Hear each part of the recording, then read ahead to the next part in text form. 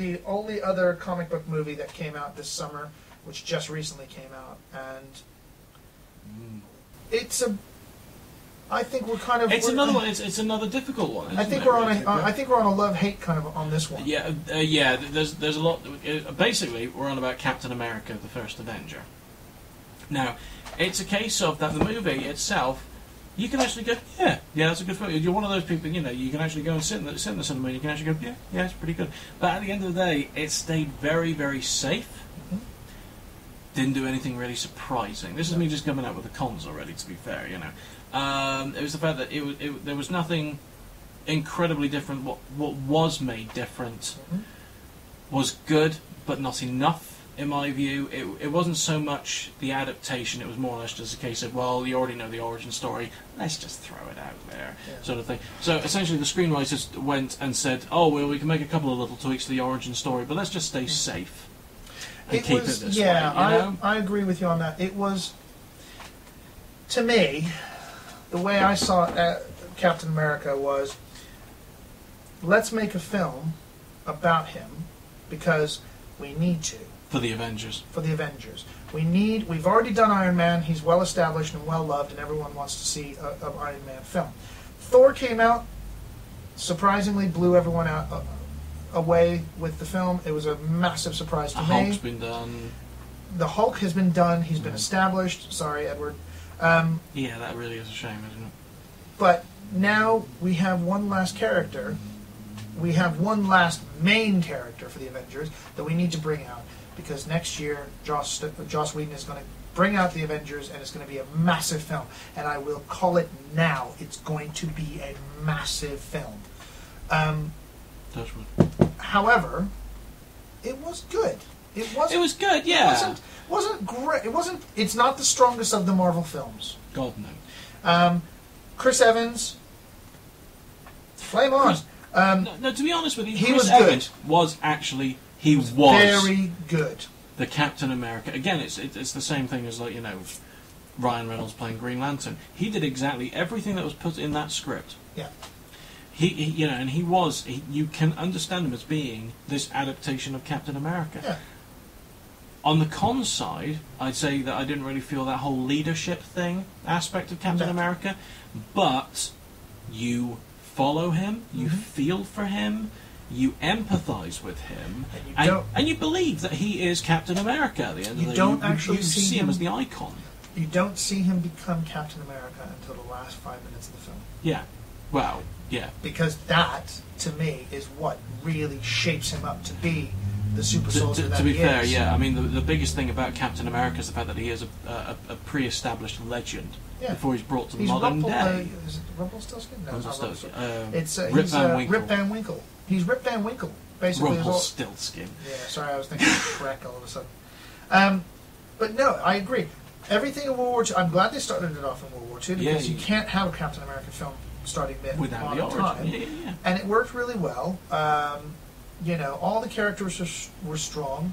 Brilliant cinematography as well. Yeah, Joe Johnston did a great job in this film. As the director, Yeah, he did a really good job. And the thing about him is that he hasn't done a bad film. I've not seen a bad Joe Johnston film. I've seen films that aren't as great as they could have been, but I've never seen him direct badly. No. There's never been a film that's been bad just on his direction. No. But Wolfman, for instance. It looked great. Forgot he did that movie. It was so well. Rocketeer. I mean, at the end of the day, Rocketeer, you could actually end up like going, well, I either like it or you don't. I like it personally. And it's, you know, again, as fluff, as popcorn, you know. It's not one of those, I'm really thinking about it kind of thing. It's entertaining, kind of like the Indiana Jones sort of. I'm sorry, you've just mentioned Rocketeer. I'm going to go home and watch it tonight. Yeah, see, there you have it. It's like a drug. Oh, yeah. But, no, it's... But no, I agree with you. And again, what he was given, he did well with. Yeah, on Rocketeer, you know, his experience on that obviously comes through in Captain America, because you have that nice 40s propaganda look. Yeah. To it, you know, and I really loved the fact that Timothy Dalton played the Red Skull. Oh wait, sorry, I mashed those two films together. Wow, sorry, I mashed those two together. No, I thought Hugo Weaving was great as the Red Skull.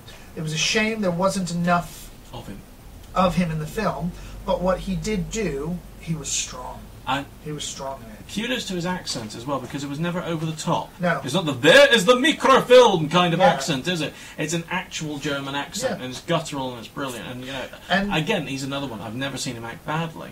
No, he's never done badly. Even in Priscilla, Queen of the Desert, he was great. Well, yeah. Yes, he was. Well, of course he was. Of course he was. But again, I will say my pros to the movie was the suit looked good. The directing was well done.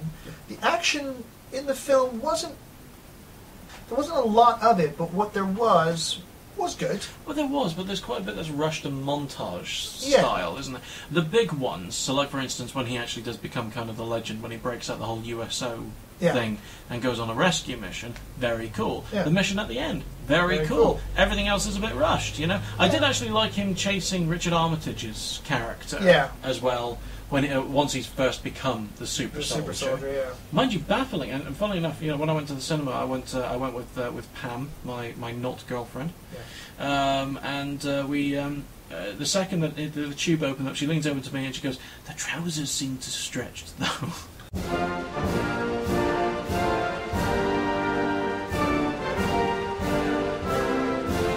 His trousers still fit. It's the Incredible Hulkism. Well, no, because his at least tear and come up to like his shins. His were down to the ankle and were perfect around that newly formed, not so scrawny waist anymore. Yeah. So, but still, but at the end of the day, you got to kind of forgive it, for little things like that. The other pro that I liked was the fact that it is the last of the series of Marvel comic films that will lead up to the Avengers. Yep. And I like the fact that they're not saying these films are one-offs, because they've established there's going to be a Thor 2, there's going to be a Captain America 2, but there's also the Avengers, and there's going to be an Avengers 2. So they all have their own cycling. It'll be nice if there is actually a Captain America 2 that is actually doing something a bit bigger, a bit more bold, doing something a little bit more comic booky, and maybe not so dark in tone. Yeah. Visually, I mean, because there's a lot of great. But no, I was about to say Tommy Lee Jones. He was very safe put in there. He was great, but he didn't stand out enough. Nope. You're gonna have to remind me the name of the guy who plays Professor Erskine. Oh, the guy who looks like me. Yeah, I keep on teasing you, Stanley Tucci. Stanley Tucci, see. And he was fantastic. I thought he had so much charisma. Yeah. So much charisma. Even, what's her name? Hayley Atwell. Thank you. I loved Hayley Atwell. She was great in this movie.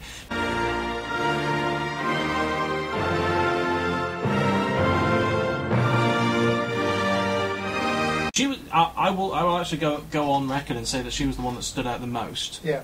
She was to me in this movie, and this is like a very good introduction to her into the big films and so on. I hope to see more of her in movies as well. I hope they go the route that they do in the comic books and get her to be playing like the daughter, granddaughter, whatever. Yeah.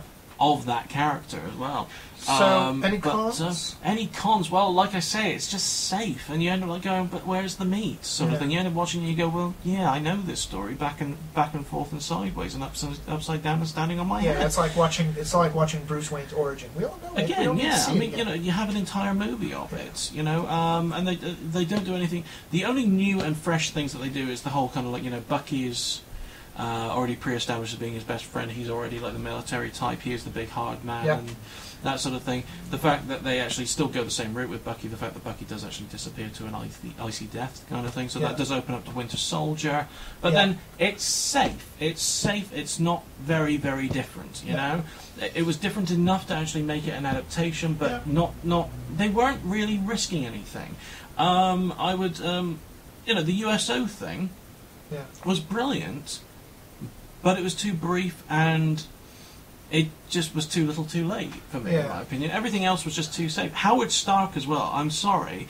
I've seen the actor and other things. I've seen him in a trailer for a new movie where he's actually playing Saddam Hussein's son and his double. It's called The Devil's Double, and it looks fantastic. But as Howard Stark, it was like, oh, I'm just going to go on here, I'm going to pretend to be Robert Downey Jr. for a while, and not even 1/10 of what Downey actually brings to Tony Stark. So, It was the fact that he was just like oh, look at me, I'm a 40s carbon copy of Tony Stark. Well, yeah, okay, sure, yeah. all right. So what would you say as far as your star factor on this one? What would you give this one? I'm kind of torn. I want to be a little bit like, come on guys, let's shake it up a bit and give it a bad score, but to be honest with you, it was well made. There's nothing actually really entirely wrong with it. It's just the fact that it's a bit... Yeah. I'll say 3. To be honest with you, because it is very middle of the road. It's not like a case of, because 3 is basically average good, in my opinion. Yeah. And it's distinctly average. I mean, like I said before with Green Lantern, at least it was actually sort of colourful and escapism, despite all of its flaws. This was not colourful nor escapism, in my view. It was... 3. Yeah, it's very much a 3. But, so...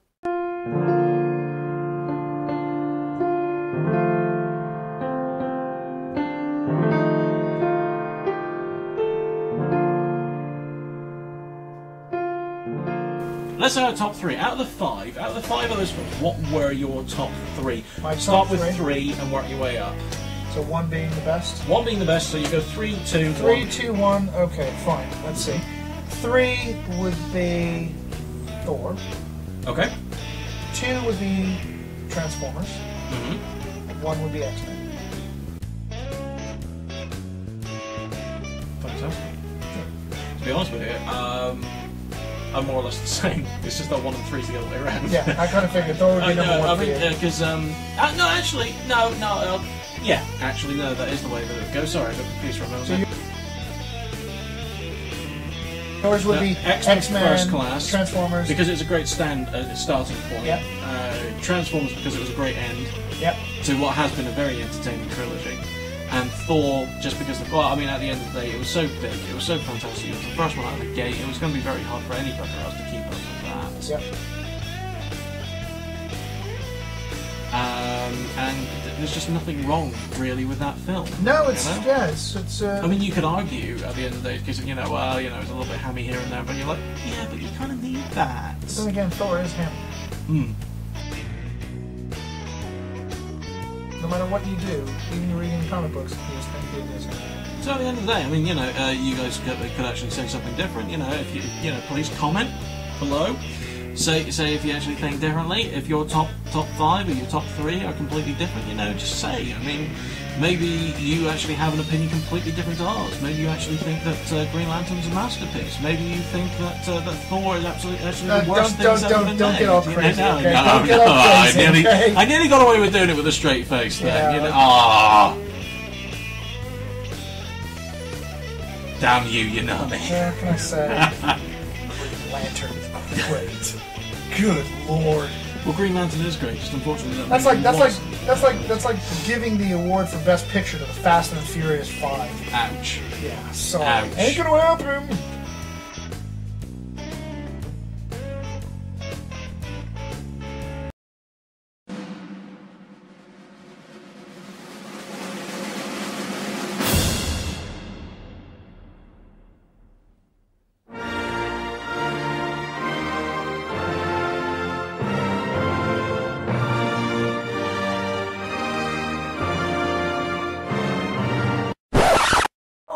I love you!